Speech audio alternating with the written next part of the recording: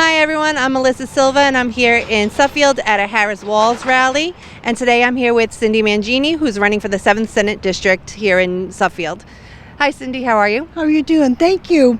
Appreciate the invitation to participate. Thank you for being here with us. So Cindy, can I ask why you're running? I am running. I want to see positive changes in Hartford. Right now, currently with our sitting senator, we haven't seen much in the area of growth or development. In fact, our electric rates are exorbitant because our current senator works for the electric company. And we also have exorbitant grocery bills, medical, prescriptions, everything is totally out of control. And I want to be a positive change for the people of our community. And what that means is getting into Hartford, reaching across the aisle, and proposing bills, supporting bills that will ultimately help our economy. Thank you. So just not to put you on the spot or anything, but I work in healthcare and I am a huge advocate for healthcare and the costs of healthcare at the moment. And our seniors are literally not buying medication because they can't afford it. There is currently a bill that a group of us put out to the Senate and asking for signatures on that bill to support a decrease in physicians' pay. They're looking to decrease physician payment down 2.8% overall, and that makes us private practice physicians have to close our practice. And we're asking for people, senators in particular, to sign this bill. Not to put you on the spot, but would you be willing to sign something like that? Of course. Any bill or proposal that is geared to help the average person, most definitely. We have to go forward and we have to get innovative ways of making things better for the consumer, for the patients. Thank you. My next question is, how is your campaign going so far? Great. We're doing phenomenal. Every door that I've knocked, and I've knocked on quite a few doors, people are very receptive, very positive. They want to see change. They want to see our economy grow and prosper. They want to see Democrats in office across the board. Absolutely. If you win your seat, will you commit to promoting statewide legislation to prevent town boards and select persons from censoring books? Absolutely. Years ago, just a little history on that. I've been on the town council in Enfield for 20 plus years.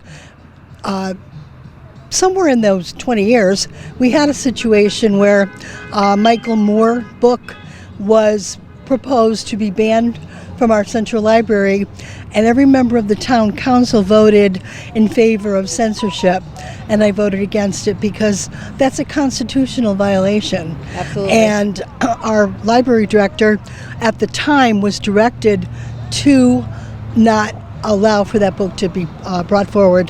He was censored, and that is wrong. And what happened was we ended up getting attention from everywhere in the United States and Canada because it strikes the nerve of our very sense of freedom. Yeah, People have rights. That's what happened here in Suffield as well. Can't do that. Final question for you. How do you feel about reaching across the aisle? Absolutely. You won't get anything accomplished if you don't reach across the aisle.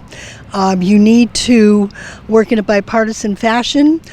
Of course, there's going to be compromise. There's going to be some issues that you're not going to agree to, but you have to reach across to get things done. Absolutely. Well, I want to thank you and good luck in your race.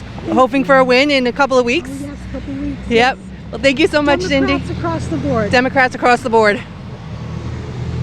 Hi, I'm Melissa Silva here at a Harris Walz rally in Suffield, and we happen to have Mike Malloy with us today. He's running for the 61st House. How are you, Mike? I'm doing great. How about you? Not too bad.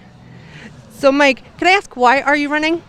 I'm running because there's a lot of issues in the state that need to be addressed, and I feel like I can bring something to the table. I'm a business owner. I'm a parent. I've been involved with politics in East Granby for a long time, and I see a lot of issues that I don't feel are being addressed, and our current state representative doesn't seem to be corresponding with what I see as the primary values of our district. I think there's a fringe there that kind of appeals to a certain group, and I don't think the average person's being represented properly. So. Okay. So how is your campaign going? It's going great. It's really hard to, when you're in the middle of it, it gets a little fuzzy. I mean, you're just doing events, you're doing your day-to-day stuff, but I don't really think about that too much. I think more about if we're getting our message out there, because it's our message that's more important to me anyway than any feel you're getting for where you're at with the campaign. Because we really need to, if we get our message out there and we resonate with the people, we'll win. Mm-hmm. Regardless, we're getting a message out there that I think is pivotal and important at this point in our state's current situation and our country's current situation, as evidenced by the people here today. Yep. Yeah. Can I ask what message you're putting out there? What message? Yeah. So the primary ones, I think, we've got a lot of issues that are being challenged in our country. We have a challenged democracy. I mean, that's inexcusable. We shouldn't ever have that. We've gone 200 years without having the sort of lunacy that I'm seeing emanate from the federal level, mm-hmm. and Washington's broken. Mm-hmm. I think Hartford has its issues, but it's our last bastion of functionality in our lives right now. Even at the local level, I'm seeing some issues that I'm not real happy with. I've been involved with local politics I've been a member of the Board of Finance for 15 years. I've been on multiple boards and commissions. And what we used to pass as consensus and bipartisanship, we had our debates. We had our differences of opinion on many things, but we all could always sit down and have a beer after the meeting with people. Now it's kind of become much more people looking at each other out of the corner of their eye like they don't recognize who they're talking to, and that's not okay. That's not me. I would never allow that to happen with anybody I interact with, and I think that I hope to bring that to the legislature. I mean, somebody needs to sit down and say, no, it's not this or that, it's this. It's somewhere in the middle, and we're not going to get anything done if we don't, and I feel that our current state representative doesn't necessarily reflect that sentiment, and I've seen that locally in East Granby. Just to give you an example, I mean, my opponent has opposed every budget. She used to be on the Board of Finance, and when she would vote these ridiculously low amount, conservative increases that would have devastated our education system in town, I would ask, well, what would you cut? They never like to answer that question. Right. They don't answer that question. They just said, no, it's too much. The hard work is figuring out what you cut or what you keep. And it's real easy to sit there on high and dictate. The hard work is to get down in the trenches, and I think that's what we need to do in Hartford. But to give you an example, there's been a no sign on my opponent's front yard for almost every budget or initiative in town to improve our infrastructure for the last 15 years. Yes. That's not a solution. We need somebody that's going to get in there. I run a small business. I have several businesses. I've bought businesses. I've sold businesses. I've built businesses here in Suffield, East Granby, Enfield. I know I've had countless employees over the years, maybe 100 employees over the last 20, 30 years. I know what it takes, We provide health insurance to our employees. We provide benefits to our employees that most small employers don't. It's not easy. Mm-hmm. It's not easy to run a state. It's not easy to run a town. But you have to meet people halfway. You have to find solutions, and you have to find consensus. I think if we can do that, and I think I would love to bring my years of experience as an entrepreneur, as a property owner, as a member of the town political arena, and in a lesser degree, I've interacted a lot with the state officials, but I know a lot of them, and to bring that to the table and be able to get something done would give me a lot of satisfaction. I always say I like to fix things. Mm-hmm. I don't like to watch things and make excuses. I don't like to hide behind my ideology. I want to find solutions to problems. That gives me satisfaction. I hope I can bring that to Hartford. Yeah. Thank you. Next question is, if you win your seat, will you commit to promoting statewide legislation to prevent towns and board select persons from censoring books? I don't even know how to answer that because I think it's absurd to begin with. Mm-hmm. Yes, I would. I mean, the elected officials should not be dictating what we read in our libraries or in our schools. That's a decision that should be made by educators and librarians. I'm totally against any sort of, what I would like to see is independent libraries. I mean, somebody brought up a bill the other day that would have at least made them if they decline or they pull a book, they have to give a reason. I think that's a great start. Yeah. At the very least, it gets back to what I was talking about. If you say no to something, have a solution. Yeah. If you're going to pull a book, have a reason. If you don't do it. So. Yeah. All right, final question. And you kind of answered it. How do you feel about reaching across the aisle? That's how I survive. I mean, you don't survive in business without reaching across the aisle. You don't survive.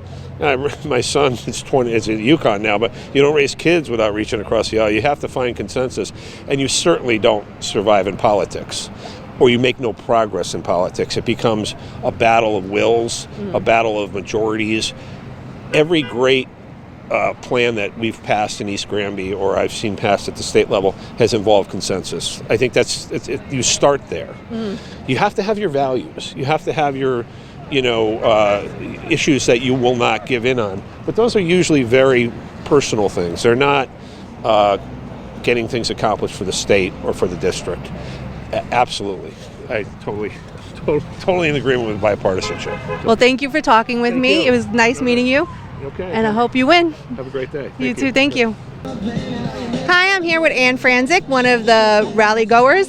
Hi, Ann. How are you? Very well, thank you. I'm just out here asking, why are you here? I am here to support lots of things. I'm here to support women's reproductive rights. I'm here to support climate change. I'm here to support information versus disinformation. I'm here to support sanity in conversation and civility and not meanness and craziness. I'm here for democracy because I'm really fearing that if we don't stand up and support our country and what it has stood for since 1776, that all sorts of badness will occur. So I believe in Walz, and I believe in Harris, and I believe in their ability to take care of all of us. Thank you, Ann. Hi, I'm Melissa Silva, and I'm here with Sandra Janik. Hi, Sandra. Hi, how you doing? Good. Can I ask why you're here today? Sure. I completely support Harris and Walz and what they're trying to do with our country, the way they want to move us forward. I'm here for women's rights. I'm here for the dignity and respect of all human beings, and I want to keep America moving forward and together. That's why I'm here. Thank you, Sandra. You're welcome. Thank you. So hi, I'm here with Rick Soteil. He made a run for first selectman in Suffield last year. He's at the Harris Walz rally with us today. Thank you for being here, Rick. What brings you here today? Well, I think people need to understand a little bit of history. I was born in Cuba. 5 months after I was born, I had to migrate to Spain. So I had to leave Cuba because of a dictator to the left. And then we went to Spain to a dictator to the right, Franco. And now I come here 60 years later, and you got the guy Trump running. He sounds exactly like the both of them, pointing the finger at who to blame, making you afraid of him, and then trying to sell you that he will fix it. I want nothing to do with him, and I think at least Kamala Harris will have some checks and balances. No matter what happens, people will be able to restrain if she oversteps her authorities. Look what happened January 6th. So yes, I'm absolutely nothing to do with Trump, and I'll do everything that I can to make sure that democracy survives. Thank you, Rick. Anytime. Thank you. Hi, I'm here with Kevin Keene from Suffield. And Kevin, what brings you to the Harris Walz rally? Well, Annie, the choice is clear. It's crystal clear. I'd rather vote for someone who convicted felons, not someone who is a convicted felon. Yeah. I think a lot of people share that sentiment. Well, yeah, unfortunately, it's a sad day when the Republican Party puts forward a candidate like Donald Trump. This country deserves more than that. This country is better than that. And that's the best that they can do. It's a sad state of affairs for the United States of America. Thank you.